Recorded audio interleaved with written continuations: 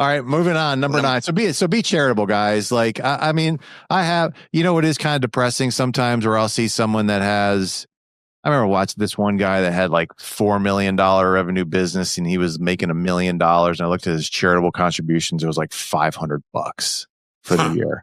I was like, what a tight ass, like give some money away. Come on, man. Anyway. Fair. Number 9, they have constant attention on their finance lines. All right. What do I mean by that? Like, they certainly don't ignore their financials. I think they're looking at their P&Ls pretty regularly. They know their cash flow. They know their projections. They got a constant awareness of money coming in, money going out. Why? Because they actually look at their stuff. No way. All right. Not once a quarter, not just during tax season, but pretty friggin' regularly. You know what I mean? Yep. So make sure you guys have attention on your finance lines. And if you don't, then you're just going to open yourself up for someone to rob you blind. Because there will be times where you will not see a $25,000 expense. And what was this for? Oh, yeah. Until it's too late. Yep. I can't tell you how many times we've had to deal with people that have gotten ripped off. A couple times a year, every year. At least that. At least that. Okay. Number 10. They ignore the traditional financial advice model.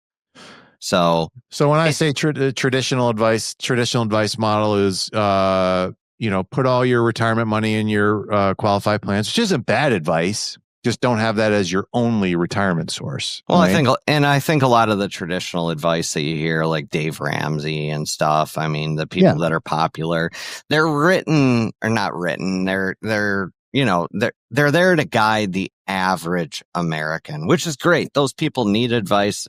Yep. And a lot of what he says is absolutely correct. I'm not going to argue it. But when you're a business owner, let alone a very successful and large business owner, it's a little more complicated than just buy ETFs and term insurance and you're good. Yeah. There's more to it than that. That's kind of the thing we're talking about. Traditional advice would be like that. Hey, just save 10% of your income, buy term, invest the difference. You know what I mean? It's like, okay, that some of those things are certainly true, and they would be true for, just like you said, some rank and file people. I just think the people that are at the top of their game, just like it says right here, they think a little bit more about speed, velocity, using leverage, opportunity costs. And it's just, they kind of create their own playbook, and it's not just things that are just straight out of like a CFP booklet. So, and it takes that sometimes because it takes a little risk to get to the top of your game. And it's going to do things that most normal people would not do. But that's just all part of, I think, getting to the top of your game. So, number 11, they have discipline to follow a written plan. Okay. So look, your success isn't going to come from you being like, motivated. I still don't understand why people still go to these conferences all the time. Please tell me why. Dude, if I knew, I'm sitting here thinking the same freaking thing you are, because I wonder the same exact thing every time I hear about these conferences. Thousands of people. This isn't just your normal conference. This isn't just tips and tricks. This is real world application. This isn't just to motivate you to do something. This is to give you the tools that you need to be. And this is like every single conference that I see out there right now. Okay.